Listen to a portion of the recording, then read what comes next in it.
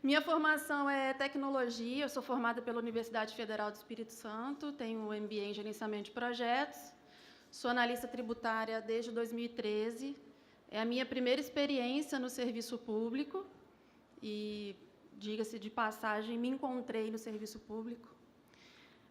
E, atualmente, eu sou chefe da Divisão de Administração da Informação lá na Cotec.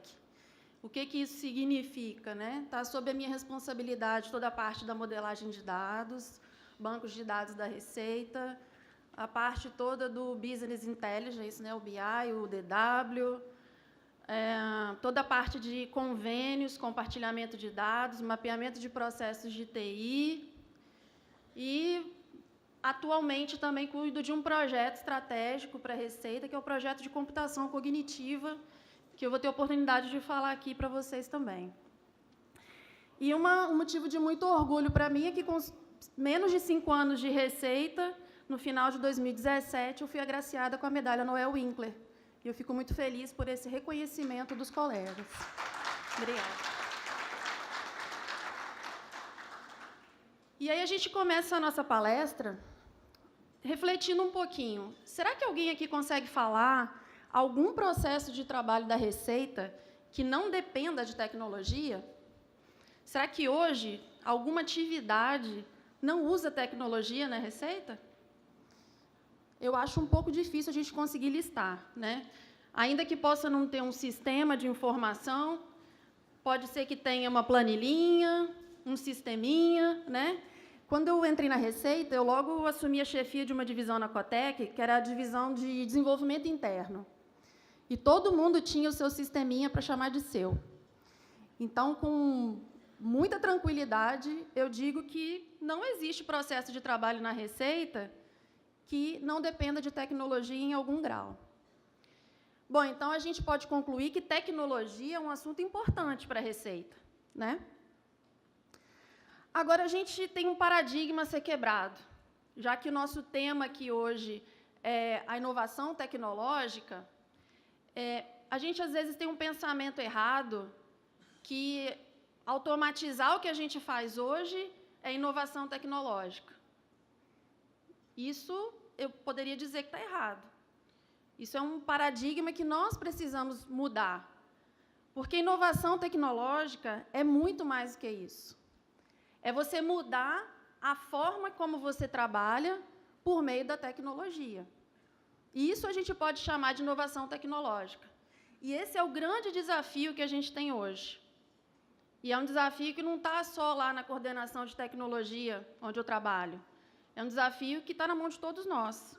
Todo mundo aqui pode ser um agente de mudança em relação à inovação tecnológica. E aí eu trouxe alguns números. Não sei se é de conhecimento de todos os colegas, mas a gente tem na Receita cerca de 500 sistemas. É muita coisa, gente. Ainda que a Receita seja tão grande, nós estamos falando de 500 sistemas. Olhando para as bases de dados, que é lá onde eu trabalho, né, é um dos meus materiais de trabalho, a gente está falando de mais de 20 mil objetos dentro de um banco de dados, de vários bancos de dados. São 500 sistemas, várias tecnologias, várias linguagens de programação, e é um número muito expressivo. Nós estamos falando aqui, se eu falar só de desenvolvimento feito por prestador de serviços, nós estamos falando de 3. Nós temos o grande prestador, que é o Serpro, nós temos a Dataprev, e nós temos fábrica de software. Não sei se todos os colegas sabem, mas já faz alguns anos a Receita contrata do mercado privado o desenvolvimento de alguns sistemas. São sistemas que não são finalísticos, né? São sistemas mais administrativos, são sistemas que têm que ficar hospedados dentro do data center da Receita lá em Brasília, mas são 3 prestadores de serviço que nós temos hoje. E outro número que eu trago aqui, que nós temos 120 mil pontos de função homologados por ano. E aí eu vou abrir um parêntese aqui, né? Falei 120 mil PF homologados por ano, mas acho que nem todos aqui têm familiaridade com alguns termos de TI, então, na minha apresentação, eu tomei a liberdade de fazer algumas chamadas a um dicionário aqui, para todo mundo entender o que a gente está falando. Então, quando eu falo PF, não estou falando nem da Polícia Federal nem do prato feito, tá? Ponto de função é uma métrica para medir software. Do mesmo jeito, quando a gente compra uma casa, a gente usa lá como medida 1 metro quadrado, no desenvolvimento de sistemas, a gente tem algumas métricas. E uma das mais conhecidas, mais difundidas, mais utilizadas, é a métrica do ponto de função. Tá? Então, só para todo mundo entender aqui, eu vou voltar lá nos números agora, com todo mundo sabendo que quando eu falo APF, eu estou falando de uma unidade de medida. Então, voltando aqui nos nossos números, nós estamos falando de 120 mil pontos de função homologados por ano. Esse número aqui ele é tão grande que, por exemplo, o que o TCU entrega em um ano é o que a gente entrega em 15 dias, em termos de desenvolvimento de sistemas. Né? Esses 120 mil pontos de função são pontos de função produzidos e entregues para serem testados pelos usuários. Agora, ainda que a gente ache que está fazendo grande coisa, nós temos um estoque dentro da Cotec, né, dentro da área de tecnologia da Receita, de 250 mil pontos de função. Ou seja, se entrar hoje um pedido para desenvolver uma coisa nova, na melhor das hipóteses, ela vai ser entregue daqui a 2 anos. Hoje, esse é um número que é a realidade do que a gente tem em termos de tecnologia. Então, a gente entrega muita coisa, mas a gente tem um estoque gigantesco com os nossos prestadores de serviço. Agora, por que eu trouxe esses números? Porque tem uma pergunta que, pelo menos, me incomoda muito, não sei se incomoda vocês. São números grandiosos, né?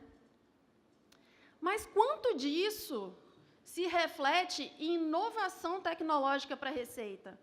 Quanto disso realmente está mudando a forma de a Receita trabalhar? A gente tem uma brincadeira lá interna que é assim, com um estoque de 250 mil pontos de função, eu peço uma TV de tubo hoje, 2 anos depois, a gente já está lá na TV de LED e vai receber uma TV de tubo. É isso que acaba acontecendo. Então, a gente tem esses números que são muito expressivos, mas, infelizmente, a gente não sabe dizer quanto disso realmente está se refletindo em inovação tecnológica para a Receita Federal. Feita essa reflexão inicial, eu vou falar um pouquinho sobre o processo de inovação tecnológica na Receita. E alguém pode pensar assim, não, mas inovação, processo, uma coisa meio quadrada, a gente consegue falar que a Receita tem um processo de inovação tecnológica? Vamos analisar, então. Quando a gente fala de inovação, a gente tem 2 grupos aqui bem distintos, né? Que são as iniciativas das áreas de negócio da Receita e as iniciativas que partem da Cotec, que é a coordenação de tecnologia, né? Que tem a atribuição aí de capitanear esse tipo de assunto. Agora, antes de a gente continuar a falar sobre isso, eu vou ter que falar um pouquinho de história aqui. Eu tenho só 5 anos de Receita, mas eu já ouvi várias histórias. E uma delas é sobre essas inovações que partem das áreas de negócio.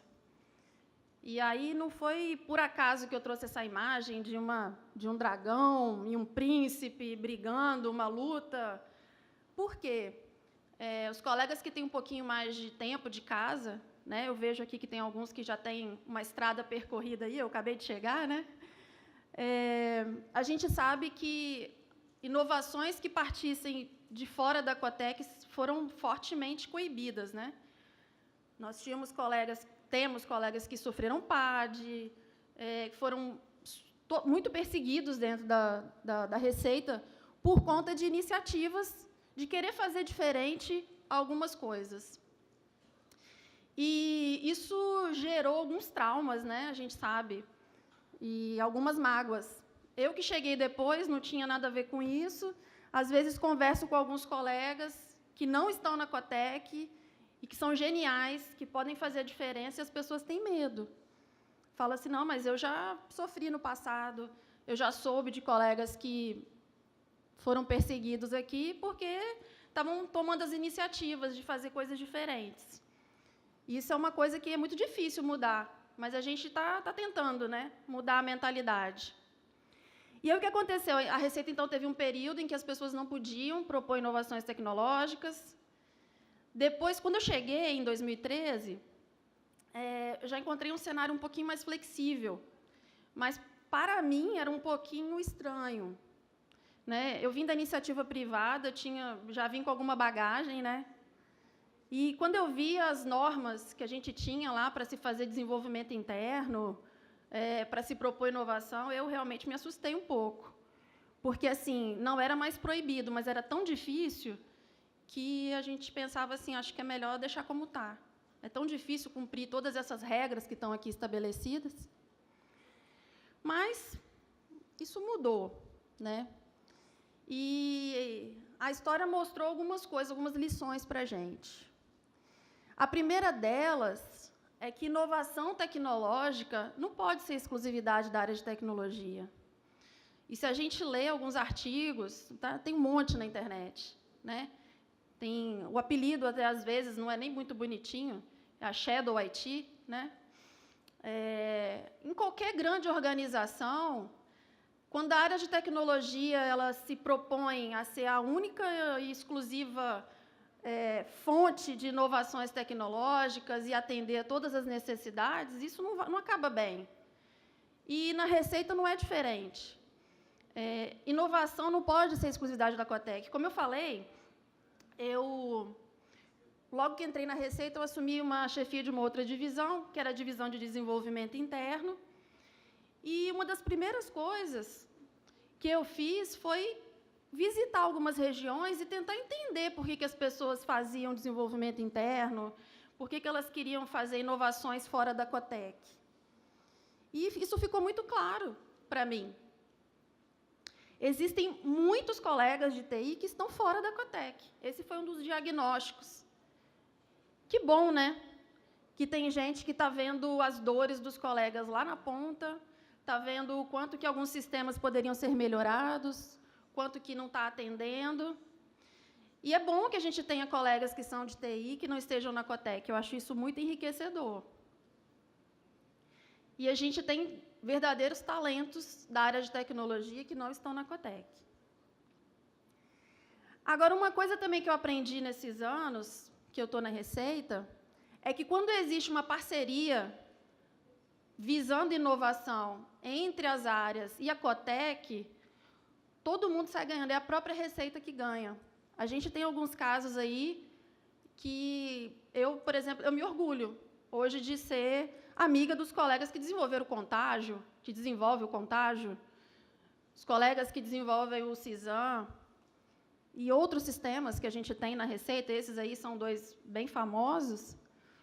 E é uma amizade que surgiu de uma parceria mesmo, de a Cotec se colocar na situação de ser facilitadora tecnológica, de promover as boas ideias dentro da Receita.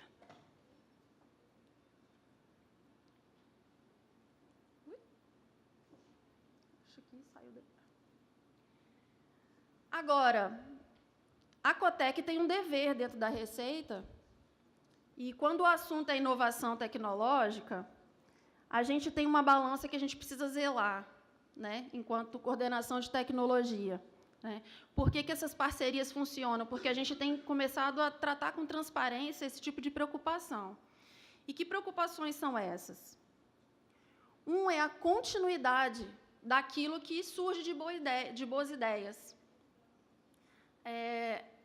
A gente vê muito lá na Cotec, e quando eu era chefe da divisão de desenvolvimento interno, quase toda semana alguém batia lá na minha porta e falava assim: o sistema tal, o colega se aposentou, ou o colega foi para outra área, o colega desistiu, mas tem uma área inteira em tal lugar do Brasil que não fica sem esse sistema. E agora a Cotec resolve esse problema para mim. E para nós, então, muitas vezes a gente é um pouco chato, né, e tenta sistematizar algumas coisas em termos de inovação, porque continuidade é uma preocupação muito importante. A gente está falando da Receita Federal do Brasil. Então, boas ideias, elas precisam continuar. elas precisam ser mantidas. E a outra é a questão da compatibilidade, né? Mais uma vez, olha o nosso tamanho, e, como eu falei, a gente tem 500 sistemas, várias linguagens, várias plataformas, vários tipos de bancos de dados, e a gente precisa que as coisas sejam compatíveis tecnologicamente. E esse é um dever também da Cotec quando a gente fala de inovação. A ideia não é inibir a inovação, mas esses dois pesos eles são muito fortes para nós, que é a continuidade e a compatibilidade com o nosso parque tecnológico. E aí, em 2014, nós tivemos a felicidade aí de publicar uma portaria, que é a portaria do modelo de desenvolvimento interno, e essa portaria ela foi escrita com base nessa pesquisa de campo que nós fizemos, sobre por que os sistemas não atendem às áreas, por que existe tanta inovação fora da Cotec e, às vezes, sem continuidade, sem compatibilidade. E essa portaria ela foi escrita com base em alguns pilares. Um é a agilidade. A gente sabe que inovação ela requer agilidade. A outra é a questão da padronização. Como eu falei, tem a compatibilidade. E, além disso, quando a gente tem soluções padronizadas, elas são muito fáceis de serem reaproveitadas. E, se elas são reaproveitadas, mais uma vez, eu consigo ter agilidade. A outra é a questão da colaboração. A gente tinha, e tem ainda, porque a gente ainda não venceu tudo isso, de existirem ilhas dentro da Receita. E, por conta disso, se faz um mapeamento de quantos sistemas de gestão de documentos tem desenvolvidos na Receita, e a gente chega a um número aí de mais de 70. Será que, se esses colegas pudessem colaborar entre si, eles não teriam feito uma coisa muito mais estruturada, muito melhor, que atendesse todo mundo? Trouxesse ideias que pudessem ser aproveitadas por todos? Mas não, foram 70 ilhas diferentes. E a outra questão, e nessa daqui que eu vou me fixar um pouquinho para falar de inovação, é a questão de categorização. E aí, dentro dessa categorização, deixa eu só voltar um pouquinho aqui, que acho que eu apertei demais. Esse modelo de desenvolvimento interno, ele tem uma categoria que é exatamente a categoria em que a gente pretende promover a inovação de uma forma mais sistematizada e organizada. E, assim, eu ouso dizer que a gente está conseguindo certo sucesso com relação a isso. Então, como é que isso acontece? O colega tem uma ideia, ele desenvolve o seu protótipo, que antigamente o pessoal chamava de sisteminha, né? E aí eu sempre brincava, quando alguém chegava lá, que eu era chefe da DIDEV, e alguém falava que tinha um sisteminha, eu falava assim, meu querido, você está na Receita Federal, na Receita não tem nadainho, tudo é grande, as coisas boas e as coisas ruins. Então, esses protótipos são desenvolvidos. E eles começam a fazer sucesso, né? Os colegas começam a usar, começam a gostar, começam a depender disso. Mas a gente sempre coloca que ele precisa ter a bênção lá da coordenação, que é dona daquele processo de trabalho.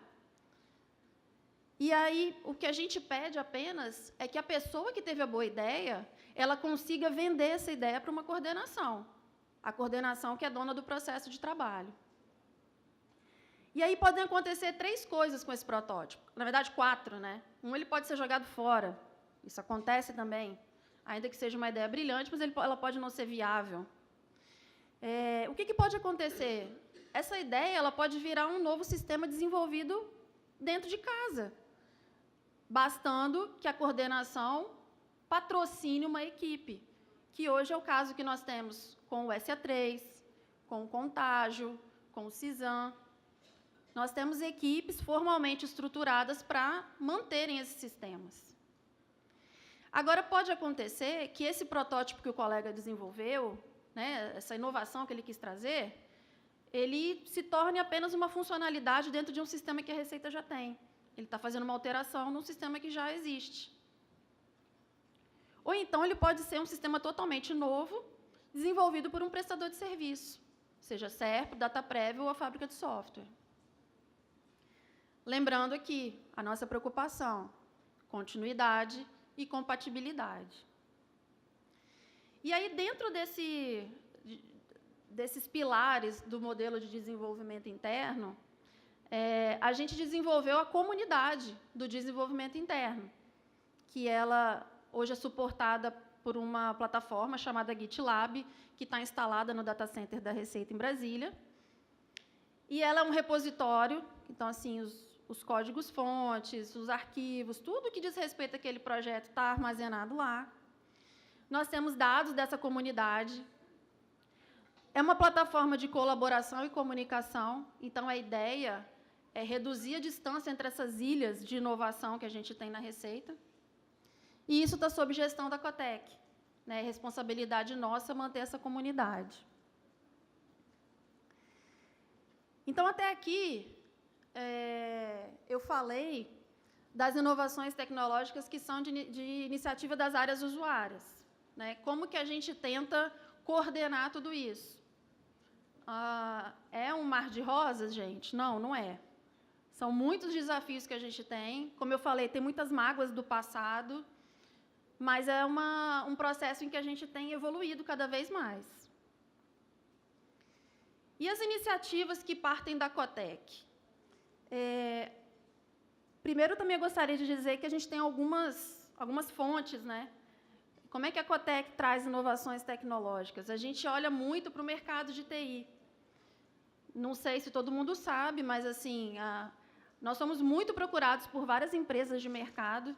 Todo mundo quer lá mostrar o seu produto para a Receita. E a gente aproveita essas oportunidades para saber o que está acontecendo do lado de fora.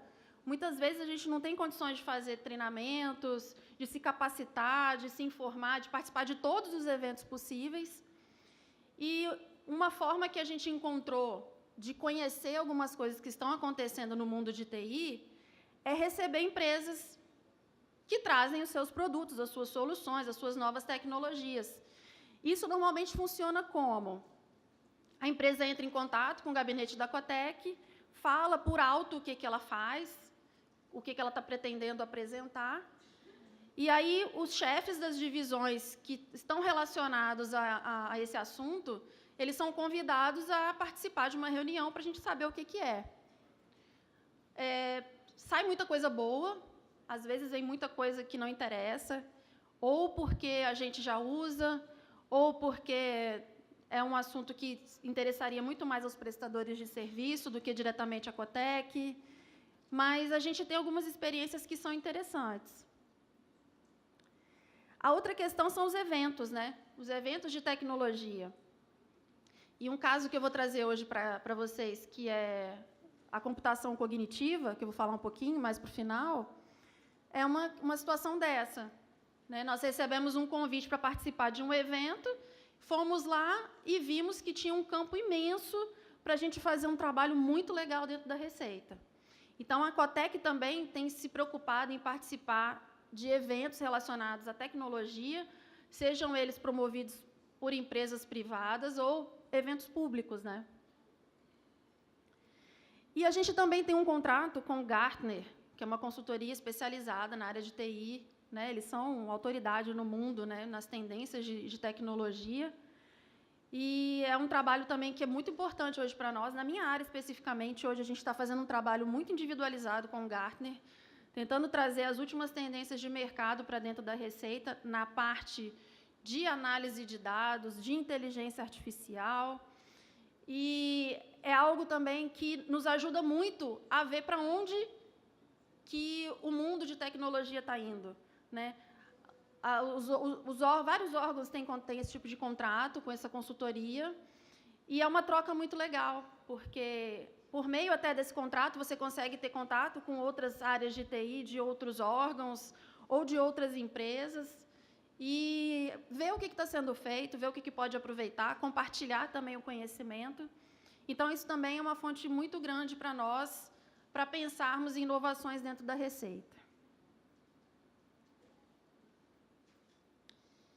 E aí, como é que funciona? Né? Então, de repente, veio uma empresa e apresentou uma nova tecnologia, ou então um grupo da Cotec foi participar de um evento, E aí, como é que isso funciona? Como é que isso é organizado lá dentro da Cotec?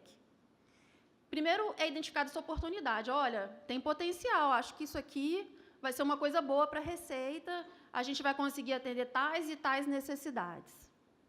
E aí, depois, vem uma coisa que a gente chama de nota técnica de POC. Opa, o que é uma POC?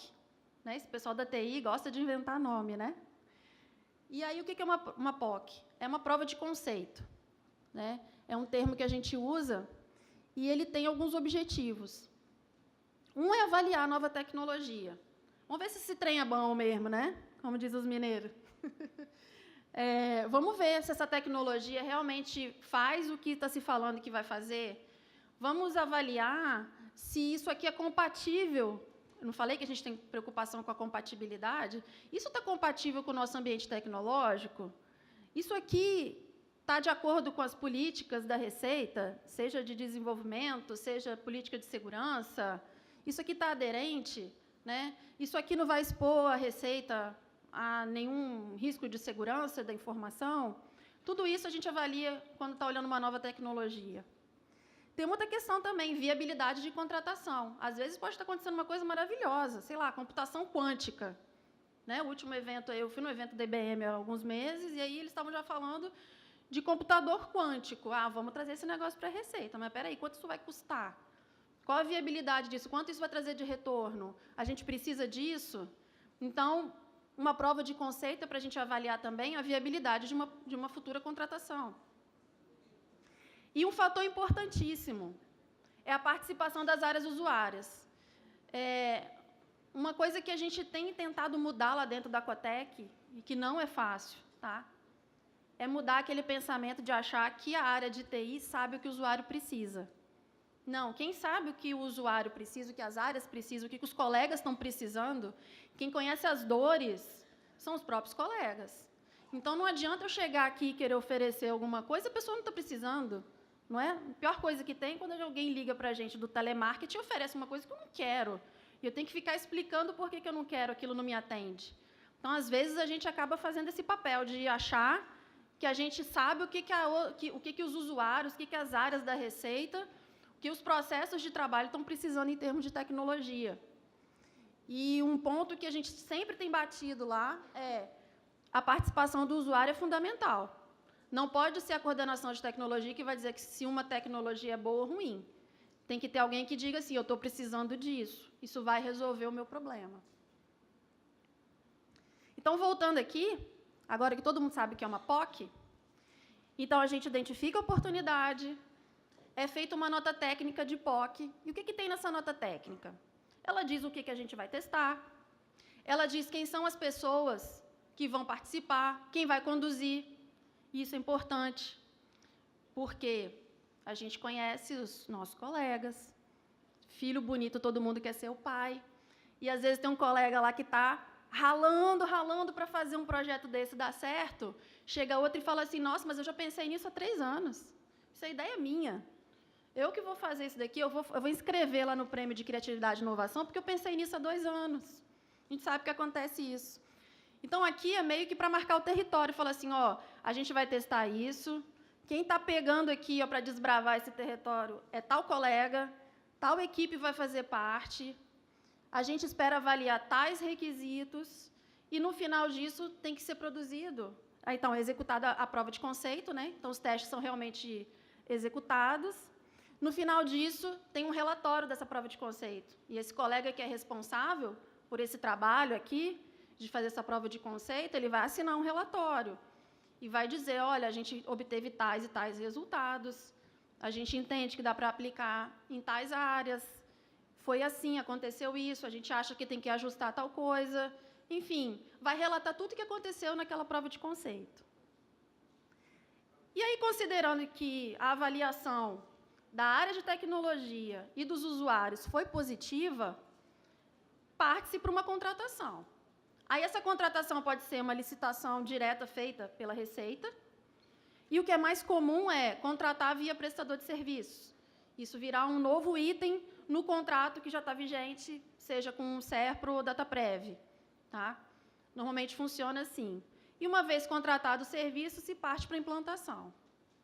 Então, aqui, rapidamente, aqui em poucas palavras, eu trouxe para vocês aqui hoje como que a gente sistematizou uma avaliação de uma nova tecnologia dentro da Cotec, visando, em muitos casos, né, porque nem sempre isso aqui vai resultar em inovação, às vezes eu só estou melhorando alguma coisa, não estou mudando a forma de trabalhar, mas o processo que a gente segue normalmente é esse.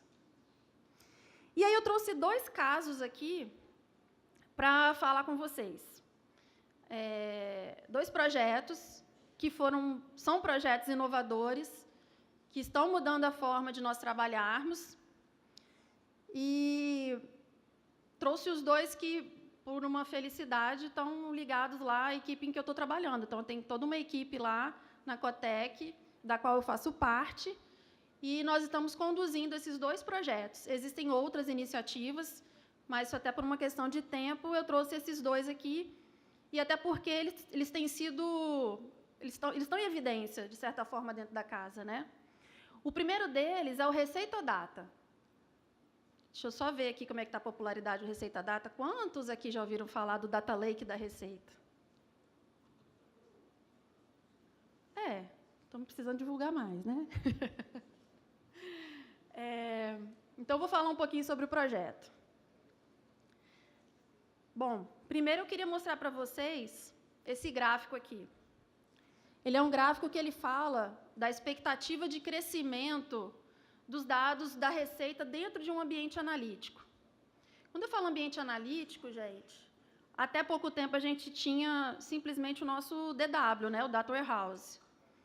Eu não estou falando aqui de dados que estão no ambiente transacional, no sistema que nós trabalhamos no dia a dia. Estou falando num ambiente para se fazer análise e cruzamento de dados. E a gente estava saindo aqui numa escala de 50 terabytes para chegar perto de 40 peta, né? Ou 4 peta, desculpa, 4 petabytes. E aí, quando a gente fala daquela quantidade de dados, vem uma expectativa muito grande nos colegas que trabalham com isso.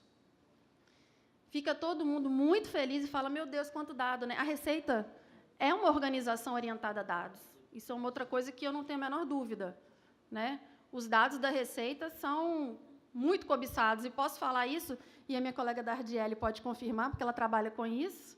Nós temos 800 convênios para fornecer dados para outros órgãos. Então, todo mundo quer dado da Receita. E quando a gente fala que a nossa expectativa de crescimento de volume de dados é aquela ali, fica todo mundo super feliz, super entusiasmado e pensando assim, poxa, eu vou fazer coisas que eu nunca fiz antes, né?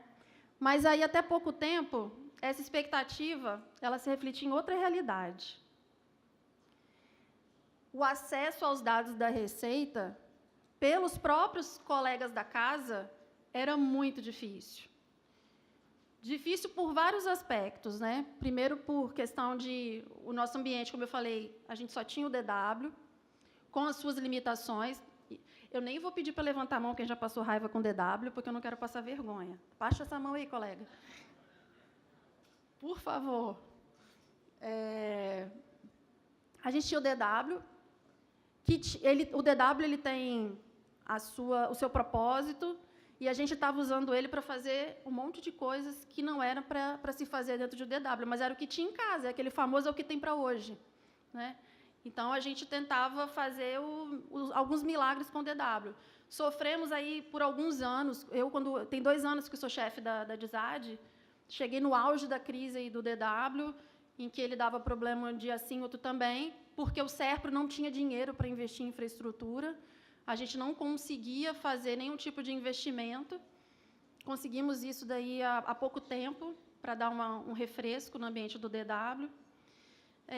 Tivemos uma outra questão muito crítica, que com o SPED, um projeto fantástico, mas a gente é obrigado a dizer que ele teve também as suas falhas, né? Porque ele tinha uma preocupação muito grande de captar dados, mas ele, na época, não se preocupou em como disponibilizar esses dados. Então, a gente estava cheio lá de escriturações, documentos fiscais, e não conseguia trabalhar aquele tesouro ali que estava nas nossas mãos, que eram os dados do SPED. Eu já tive o desprazer de ouvir várias vezes em reuniões em que o ambiente do SPED era um cemitério de dados. E isso dói muito, né? Por ser chefe da área de administração da informação. E aí, aqui, só por curiosidade, né? Essa aqui é a arquitetura do nosso Data Warehouse. A ideia aqui não é ser técnica, por favor. Mas o que eu queria mostrar com essa figura? Que o DW ele é um processo demorado para a gente poder disponibilizar o dado.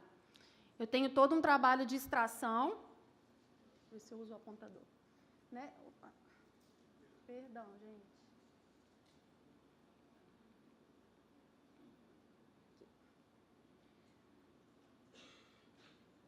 Eu tenho um trabalho aqui de extração de dados dos sistemas-fonte.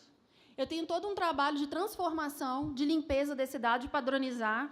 Por exemplo, em um sistema da Receita, sexo é M e F. No outro, é masculino e feminino. No outro, ele está armazenado como 0 e 1. E aí, quando a gente traz para um ambiente de DW, a gente tem que ter um trabalho de padronizar esse tipo de informação. E depois é feita uma carga realmente no DW. Na melhor das hipóteses, assim, foi super priorizado.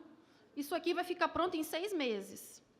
Ou seja, num mundo em que a gente está hoje, em que a gente tem que ter a informação em tempo real, eu falar que eu vou entregar um dado para daqui a 6 meses você trabalhar, para algumas coisas isso vai ser totalmente adequado, mas para muitas delas é um tempo inaceitável. E até pouquíssimo tempo atrás, era o que a gente tinha. Um ambiente como esse, que demorava meses para ser modelado, para ser carregado, para ter o dado disponibilizado para os colegas. E voltando naquele gráfico da expectativa de crescimento, era desesperador pensar, espera aí, a gente está caminhando para o Big Data e a gente vai tratar isso só com DW? É isso que a Cotec vai oferecer para nós? E aí, como diria o seu Creyson, né? Seus problemas acabaram-se, veio o Receita Data, né? O Data Lake da Receita. E o nome é esse mesmo, gente, é lago de dados. Se vocês procurarem aí na internet, a ideia é a gente ter um lago de dados. E o que tem nesse lago de dados? Uma característica é rapidez na disponibilização dos dados. A ideia é que um dado que está chegando, vamos pegar, caiu uma nota fiscal eletrônica lá no ambiente nacional, a ideia é que ele já caia aqui no nosso Data Lake. Outros dados do SPED, que caiam no mesmo dia, não precisa ser na mesma hora, mas que caiam no mesmo dia.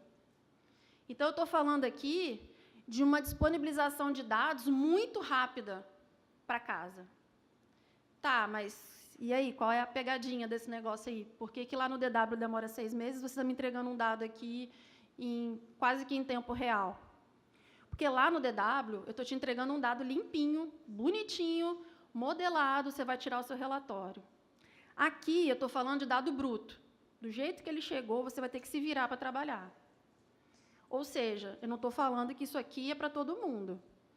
Mas a gente tem um grupo expressivo dentro da casa que consegue trabalhar com isso daqui e gerar resultados para a Receita. E a gente está falando de muitos dados mesmo, gente, muitos dados. A primeira contratação que a gente fez do Receita Data, que foi no final do ano, essa primeira versão, a gente está falando de 1 petabyte de dados. E foi um desafio, tá? Contratar um ambiente como esse, porque a gente está num cenário de restrição orçamentária e até chegar ao formato que a gente conseguiu para contratar foi muito difícil. Nós chegamos a trabalhar com 11 cenários, do tipo, vai cortando, corta isso, substitui isso por outra coisa.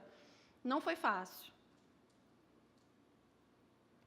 E a gente está falando aqui de novas ferramentas, porque quando a gente estava falando lá do DW, para quem é usuário lá do DW, sabe que vai usar lá a ferramenta MicroStrategy. Quando eu venho aqui para o Data Lake, a gente está conseguindo disponibilizar outras ferramentas, várias outras ferramentas. E a gente está falando também de novas formas de trabalhar. Nós tivemos alguns depoimentos na época da prova de conceito dos nossos usuários, e era muito legal, porque assim, eles falavam, olha, a gente fez uma pesquisa aqui que jamais a gente conseguiria fazer no ambiente que a gente tinha antes. Vira e mexe, chegam colegas que falam assim, olha, a gente conseguiu fazer uma operação porque a gente foi lá no Receita Data e conseguiu fazer um cruzamento totalmente diferente. Os colegas que usam o sistema Contágio, que eu sei que tem vários, a gente tinha uma filosofia de trazer o dado para a máquina da pessoa, para a estação de trabalho.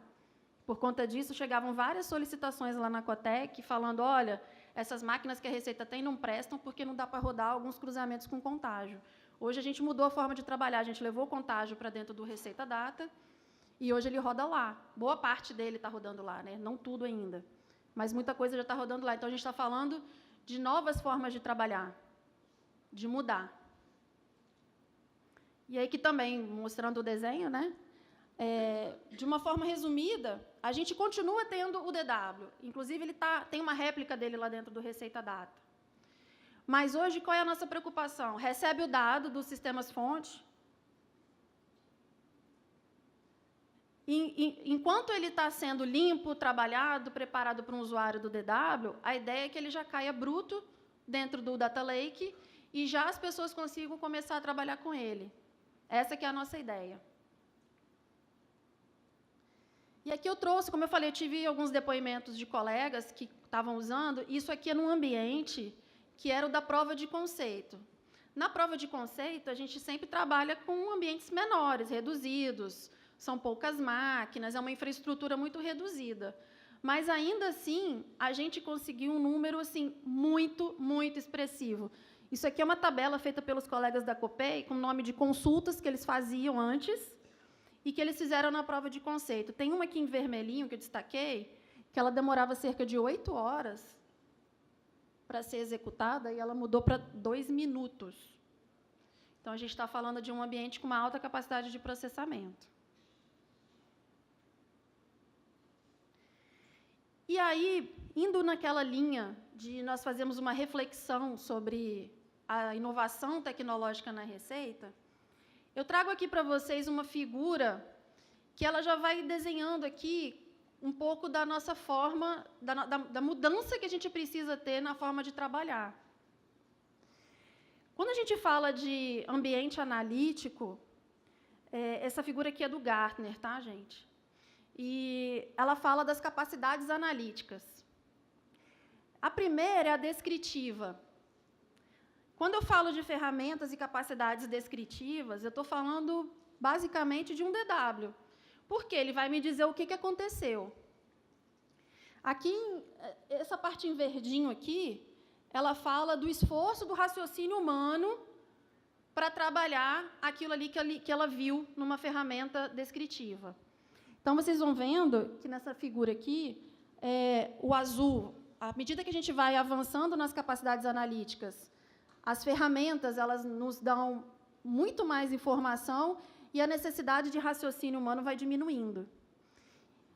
O segundo nível que a gente tem é o nível de diagnóstico, que diz o quê? Por que isso aconteceu?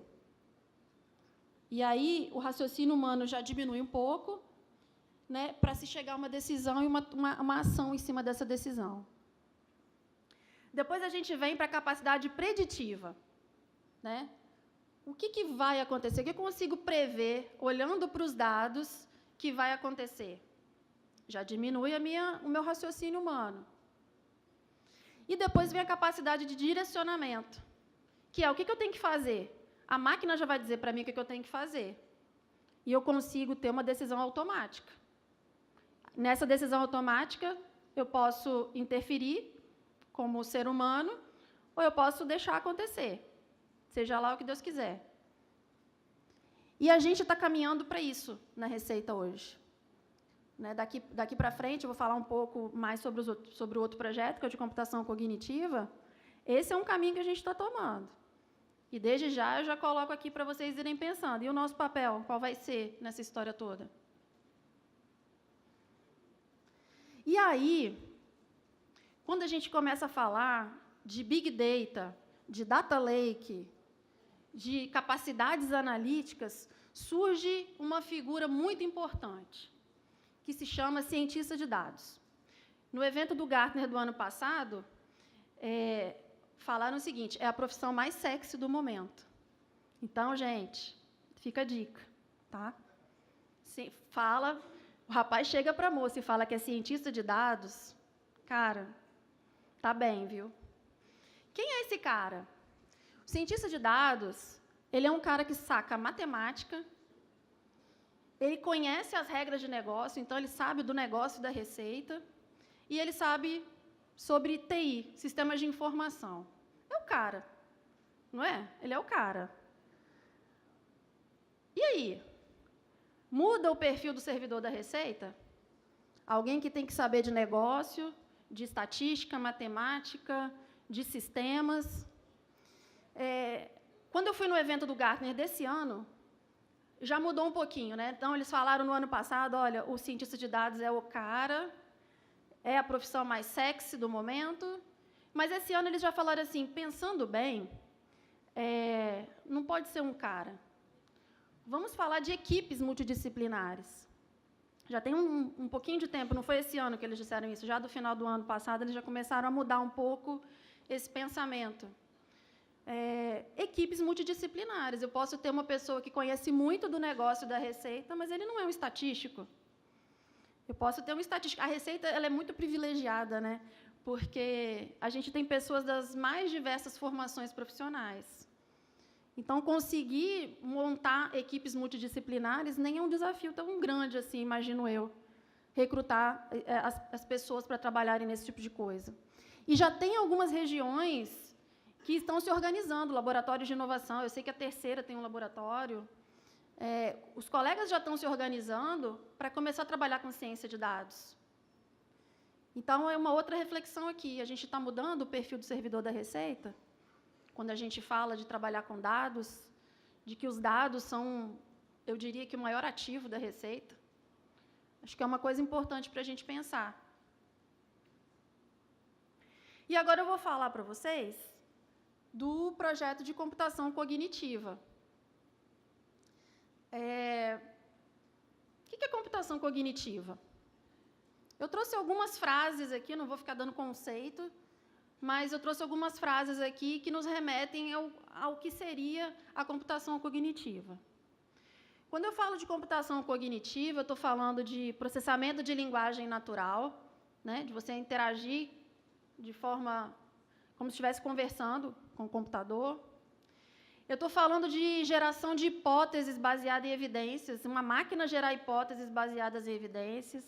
Eu estou falando de aprendizado de máquina, de a máquina aprender com os dados que estão ali, ou aprender de acordo com algumas regras que eu apresentar.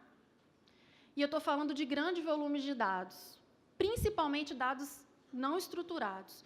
O que seriam dados não estruturados? Então, eu vou falar primeiro que são dados estruturados. São aqueles dados que estão em bancos de dados.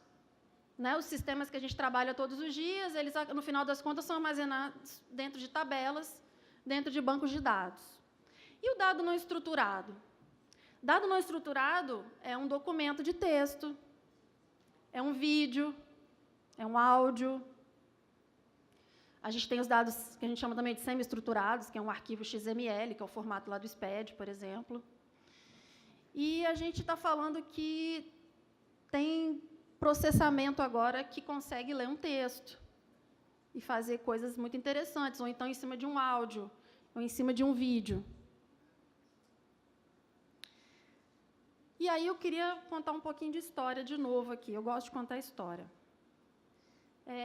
Eu fui convidada, né, pela Cotec para participar de um evento.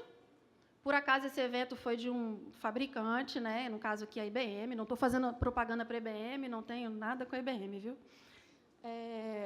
Mas eles convidaram a Cotec para participar de um evento para falar de um tal de Watson. E aí, a coordenadora da Cotec virou para mim e falou assim, e aí, tá afim de ir lá ver que negócio é esse? Vou, vamos lá, eu vou sim. E fui nesse evento.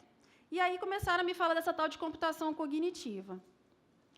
E no caso específico aí da IBM, e aí eu só estou falando isso porque foi o meu primeiro contato, né? Eles contaram sobre o Watson. O Watson, ele é esse computadorzinho aí do meio, aí, para ilustrar, né? Houve um programa, existe um programa, acho que é dos Estados Unidos, de perguntas e respostas. Salvo engano, aqui eles falam a resposta e o participante tem que descobrir qual é a pergunta. Acho que o formato é esse, não é aquele formato tradicional de show do milhão, não. E o Watson foi desafiar os 2 maiores ganhadores desse jogo. E o Watson ganhou. E isso daí foi muito divulgado na mídia. E, a partir daí, a IBM é boa de fazer marketing, né? Às vezes nem é tão bom o que ela está fazendo, mas ela é boa de marketing. Mas começaram algumas outras aplicações desse tal de Watson. E aí, por exemplo, escritório de advocacia que tem um robô advogado. Então, botaram o tal do Watson para treinar sobre direito. E isso tá bem forte. Eu não sei se vocês já ouviram falar. O ano passado, a gente teve lá em Brasília o primeiro Congresso de Direito e Tecnologia, que aconteceu lá no TST. É um evento internacional muito interessante e, para quem é do direito, recomendo, porque está se indo para esse lado, tá? Da computação cognitiva em relação ao direito. E é uma das aplicações que está mais desenvolvida aqui, no caso da computação cognitiva, é relacionada ao direito. Aí tem mais uma outra notícia aqui, o Watson identificando um tipo raro de leucemia. Existe uma linha específica do Watson, que é o Watson Oncology, que se dedica a estudar todos esses artigos médicos, diagnósticos e tudo mais relacionados ao câncer. E ali também tem uma outra notícia que eu trouxe aqui da Capgemini, fazendo alocação de mão de obra baseada em computação cognitiva. E aí eu fui para esse evento e fiquei olhando aquilo ali e falei assim, nossa, advocacia, entendi. Dentro da Receita, a gente tem umas coisas lá de normas, a gente julga processo, interessante. A alocação de mão de obra, poxa, será que se a alocação dos servidores fosse com base em uma coisa, em computação cognitiva, e não nos critérios que são hoje, será que a gente teria pessoas mais felizes e trabalhando de uma forma mais eficiente? E aí, estava nesse evento e comecei a escrever um relatório. Falei assim, eu vou apresentar um relatório lá na Cotec e falar que esse negócio aqui, acho que dá para investir. Eu acho que dá. E aí, mostro para vocês aqui a linha do tempo que vai aparecer algumas vezes aqui na nossa apresentação. Isso tudo aconteceu em meados de 2016. Então, estivemos lá no evento, vimos algumas aplicações de computação cognitiva, escrevi o relatório, apresentei para a chefe, e aí ela falou assim, vamos prospectar esse negócio, então? Começa a estudar, começa a ver o que a gente consegue fazer. Só que aí, a gente combinou uma coisa, vamos fazer em segredo, que acontece uma coisa lá na área de tecnologia, e deve acontecer em todos os lugares, que é o seguinte, se a gente conta que está fazendo alguma coisa, alguém vira e pergunta assim, ué, mas está atrasado? Por que vocês não entregaram isso ainda? Por que vocês não pensaram nisso antes? Que dia que vai ser? Coloca um cronograma no Clarity. Vamos acompanhar. Vai fazer relatório disso e daquilo. Então, a gente combinou que esse é o nosso segredinho. A gente vai estudar essa nova tecnologia, mas não vai contar para ninguém. E assim fizemos. E aí conseguimos desenvolver um protótipo do IRPF. O que é esse protótipo? Pegamos o perguntão do imposto de renda, que todo ano é atualizado lá no site da Receita, um dado público, e falamos assim, vamos ensinar para o Watson sobre imposto de renda, declaração de imposto de renda. E vamos ver como é que ele se sai. E tudo isso escondido, ninguém sabia que a gente estava fazendo isso. Né? Ninguém de fora da Cotec. E poucas pessoas na Cotec sabiam que a gente estava fazendo isso. Então, vamos fazer um protótipo e ensinar para esse tal de Watson aí sobre imposto de renda. E fizemos. Ficou bem interessante.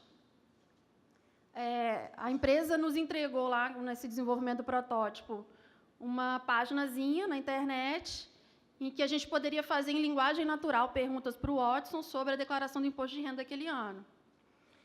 E também entregaram para a gente uma aplicação via celular, ele tinha uma API para o Telegram, né, que é o rival aí do WhatsApp. E tinha também uma opção por telefone, você podia ligar e conversar com o Watson por telefone para perguntar sobre o imposto de renda. Ficou bem legal, a gente ficou super animado com isso. Até pouco tempo atrás, eu tinha o link e dava para fazer a demonstração ao vivo. Mas aí, como a gente fez isso em prova de conceito com uma empresa, eles não deixam isso no ar por muito tempo, né? Se tivesse, eu faria a demonstração aqui para vocês. Mas acreditem em mim. E aí, então, fizemos esse protótipo do imposto de renda, legal. E aí, vamos pensar o que a gente vai fazer. Mas e o que aconteceu? No dia 8 de agosto de 2017, aconteceu uma reunião de administradores, lá na Receita, como sempre tem. Salvo engano, foi uma terça-feira. Por que eu sei disso? Porque no sábado, a coordenadora de tecnologia me liga e fala assim, vamos apresentar o projeto de computação cognitiva na terça, se prepara. Eu, não, mas você prometeu que era segredo. É nosso segredo, ainda não está maduro. Não, a gente vai para a reunião e vai apresentar. Então tá, né, o chefe mandou, a gente vai. E fui para a apresentação. E aí, vocês sabem como são essas reuniões, elas atrasam muito e tal. Eu acabei chegando lá no horário marcado, tipo 6 horas da noite, e estava sentadinha lá esperando. E, antes de mim, teve a apresentação da Cocage. E aí, o coordenador da Cocage, o André Nardelli, estava lá, explicando para aquela plateia lá de administradores e falando, senhor secretário, nós temos um problema no contencioso administrativo. Nós temos 250 mil processos no estoque, que correspondem, e 60% desses projetos, eles são abaixo de R$20 mil, são processos extremamente repetitivos, tomam tempo dos julgadores, e, no final das contas, esse número todo corresponde a 0,5% do crédito tributário. Isso é um problema para nós, a gente não sabe mais o que fazer. E o tempo de julgamento desse processo, se for prioritário, são 120 dias, e se for um processo normal, cerca de 3 anos. E aí, nesse momento, eu estava sentada lá esperando para fazer a minha apresentação, na reunião de administradores, e aí aconteceu o quê? Eu pensei, é o problema versus a oportunidade. Essa era a Cocage, o coordenador da Cocage, né? E esse era eu. Falei, deixa. Era o que eu precisava. Eu tinha montado uma apresentação totalmente diferente. Mas, quando eu vi aquele tesouro ali, eu falei assim, é agora que eu vou vender esse projeto aqui para a alta administração da Receita. E vamos lá. Eu falei assim, eu tenho a solução. Começou assim a minha apresentação. O problema da Cocage está no papo. Aí cheguei e falei assim, a gente consegue usar a computação cognitiva para fazer o julgamento dos processos. E aí falaram assim, ué, mas como? Vamos fazer uma prova de conceito? Topa? E aí a Cocage topou. E a gente partiu para fazer essa prova de conceito com julgamento de processos. E aí, só explicando um pouco, né, como é que funcionou isso. Nós pegamos uma massa de processos que eram de MAED, né, multa por atraso na entrega de declaração, especificamente MAED de GFIP. Por que a gente escolheu esse universo aí de processos? Porque a gente tinha uma aplicação desenvolvida internamente, salvo engano, o pessoal do Farol. Eu vi um colega ontem aqui que eu sei que é desenvolvedor do Farol. Eu não lembro o nome dele, mas acho que ele é de BH, eu acho que eu vi ele ontem aqui. Não precisa ter medo não, viu, colega? Foi super útil. A gente pegou essa massa que já tinha sido julgada pelo JAP, Julgamento de Alta Performance, é o nome do projeto. E isso daí era o nosso gabarito para a gente verificar a prova de conceito aí com a computação cognitiva. E pegamos esses processos e a gente chegou nesses tempos aqui. Ó. A gente pegou 1.577 processos. O primeiro fornecedor que a gente testou julgou esses processos aqui em 29 minutos e o segundo conseguiu julgar em 15. Tá? E a gente ficou super animado com isso, porque a taxa de acerto foi muito grande. Foi assim, foi realmente um resultado bem animador para casa. E aí, a partir disso, o que aconteceu? Outras áreas da Receita falaram assim, opa, eu quero embarcar nesse barco aí também. Eu também quero participar do projeto de computação cognitiva. Aí veio a Sufis, nos procurou e falou assim, olha, a gente também quer fazer uma prova de conceito para usar a computação cognitiva na identificação de empresas noteiras. Bora lá, estamos fazendo. Semana que vem a gente já deve ter algum resultado. Os colegas da cobrança especial, né, aquela cobrança dos débitos acima de 10 milhões, também acabaram nos procurando para pedir ajuda para o projeto deles, o projeto Regulariza, e conversando com eles, a gente foi e falou assim, não, seu treco aqui também é computação cognitiva, a gente vai conseguir também ajudá-los. E estamos indo por esse caminho também. Então, a gente conseguiu já patrocínio da alta administração, a gente conseguiu que as áreas usuárias se engajassem nisso aqui também, e estamos conseguindo resultados muito interessantes. E o que a gente enxerga? É um mundo de processos de trabalho que a gente vai conseguir trabalhar com esse tipo de tecnologia.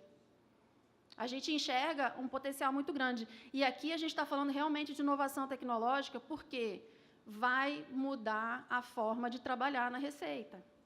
Certamente vai mudar. Agora, a gente também tem que ter alguns cuidados. Esse gráfico aqui é um gráfico do Gartner também, que ele é bem interessante. Ele fala do comportamento de novas tecnologias, né? Então, começa lá com o lançamento da tecnologia. Aí tem as expectativas infladas, fica todo mundo achando que isso aqui vai ser a salvação da lavoura, bala de prata, vai matar 3 lobisomens enfileirados e tal, e vai ser a solução para tudo, né? Então, fica todo mundo achando que tudo vai resolver com isso. Depois cai no vale da desilusão, aí o pessoal já fala assim, esse negócio não presta para nada. E depois a gente começa a passar para a rampa de consolidação e o platô de produtividade, é quando as coisas começam a ficar normais, e quando a gente começa a enxergar que aquela tecnologia ela tem o lugar dela. Tá? Por que eu estou falando isso? Porque a gente sabe que causou um frisson muito grande na Receita o projeto de computação cognitiva. E aqui eu trouxe, dentro desse gráfico que eu mostrei ali, a computação cognitiva está aqui, ó, descendo para o Vale da Desilusão. As pessoas ficaram com uma expectativa muito grande aí no mercado. Agora, a gente está indo para o Vale da Desilusão e ainda vai normalizar o nosso comportamento em relação a essa tecnologia. Então, a gente está vivendo uma fase normal dentro da Receita, que está todo mundo super empolgado. Eu tenho um problema sério. Cada vez que eu tenho que ir numa reunião lá no 7º andar, eu volto com um projeto novo.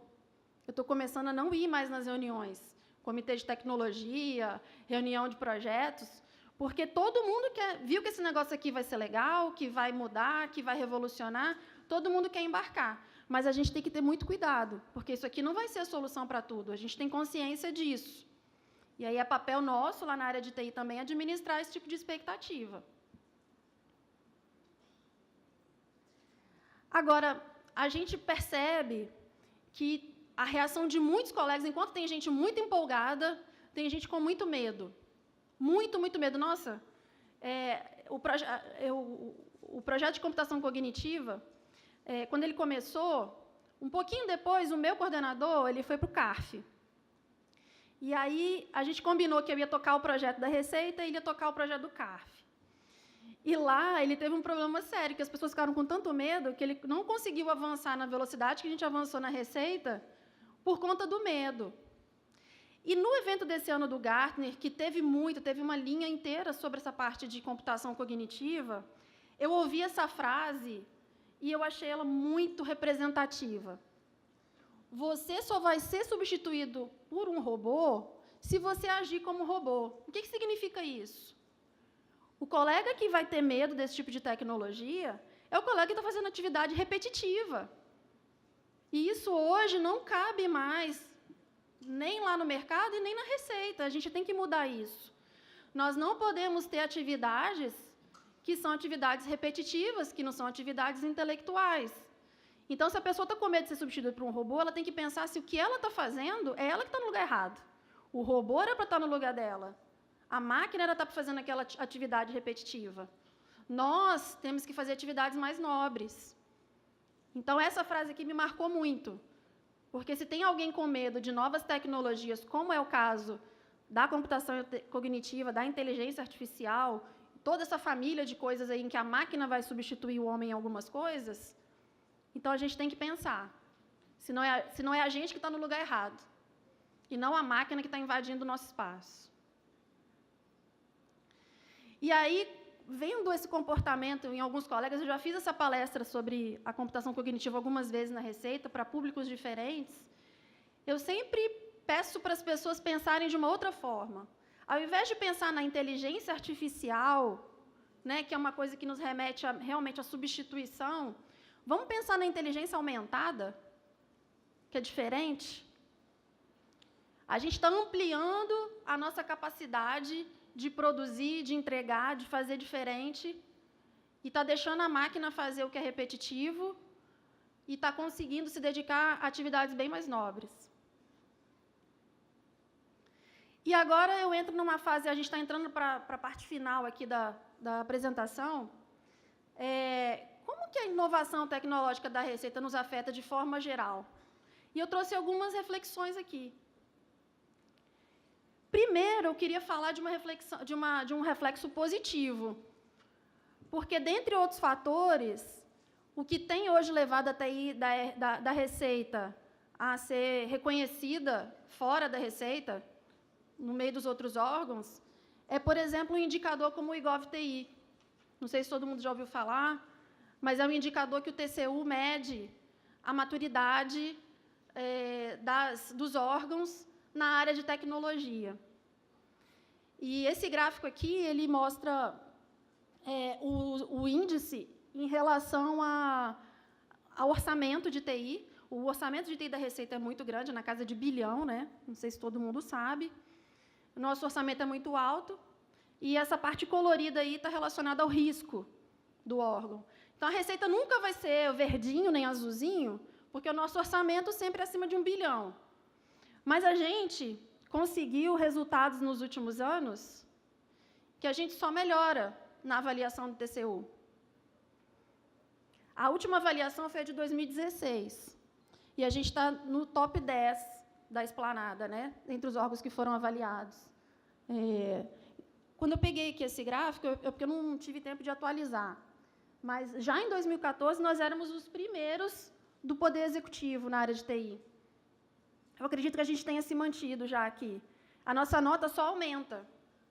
É lógico que vários fatores são considerados aqui na hora de fazer essa avaliação, mas a inovação tecnológica é um ponto que nos coloca como órgão de ponta na área de tecnologia. Às vezes a gente reclama, nós somos muito exigentes, eu acho isso super legal, porque nós somos exigentes conosco na Receita, todo mundo quer ser melhor, quer fazer mais, mas a gente está muito bem se a gente se comparar com os órgãos que estão fora. Então, o primeiro reflexo que eu queria mostrar aqui da inovação é que nós somos reconhecidos lá fora como um órgão de excelência na área de TI. E agora eu queria trazer algumas perguntas, algumas afirmações, assim, pelo menos é a minha visão. Depois eu vou abrir para perguntas aqui, comentários, quem quiser falar.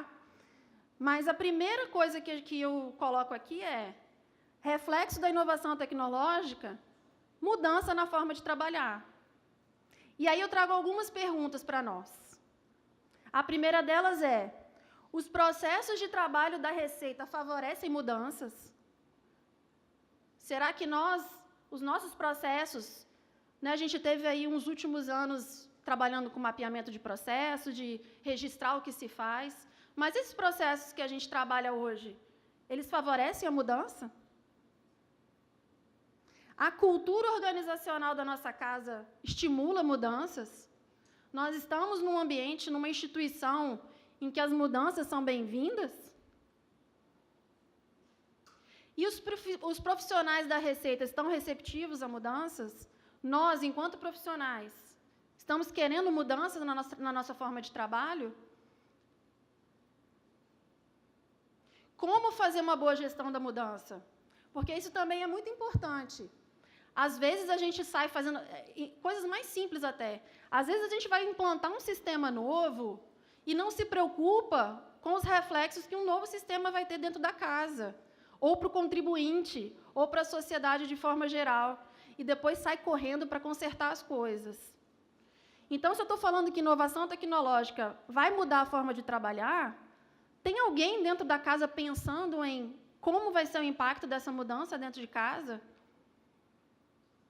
Como que eu vou preparar as pessoas para a mudança? Como eu vou gerir essa mudança? Será que a gente tem?